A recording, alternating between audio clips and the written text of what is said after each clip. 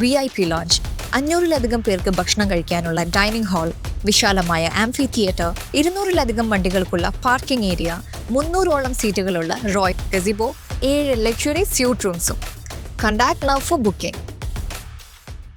പട്ടാമ്പി ടൗണിൽ വീണ്ടും റോഡ് നവീകരണം തകൃതിയാവുന്നു. മേലെ പട്ടാമ്പി മുതൽ പട്ടാമ്പി GMLP സ്കൂൾ വരെയുള്ള ആദ്യഘട്ട റബ്ബറൈസിംഗ് ഇന്ന് രാത്രി ആരംഭിക്കാനാണ് തീരുമാനം. പട്ടാമ്പി ടൗണിൽ റോഡ് നവീകരണം തകൃതിയാണ്.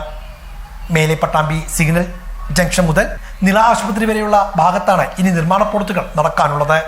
ഇതിൽ മേലെ പട്ടാമ്പി സിഗ്നൽ ലൈറ്റ് മുതൽ കമാനം വരെയുള്ള പ്രവൃത്തികളാണ് അടുത്ത ഘട്ടത്തിൽ നടപ്പാക്കാൻ ലക്ഷ്യമിടുന്നത്. ഇതിന്റെ ഭാഗമായുള്ള പ്രവൃത്തികളാണ് ഇപ്പോൾ പുരോഗമിക്കുന്നത്.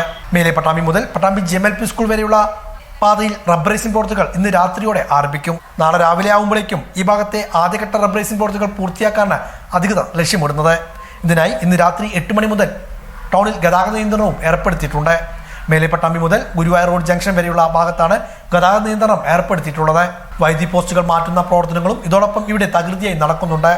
കഴിഞ്ഞ ഏതാനും ദിവസങ്ങളായി റോഡ് നിർമ്മാണത്തിന്റെ ഭാഗമായി ടൗണിൽ വലിയ ഗതാഗതക്കുരുക്കാണ് അനുഭവപ്പെട്ടത്. മാത്രവുമല്ല, പൊടിശല്യവും രൂക്ഷമായിരുന്നു. പൊടിശല്യത്തിന് പരിഹാരം കാണുക എന്ന ലക്ഷ്യത്തോടു കൂടിയാണ് ആദ്യഘട്ട റബ്ബറൈസിംഗ് പ്രവൃത്തികൾ പാതയിൽ നടപ്പാക്കുന്നത്.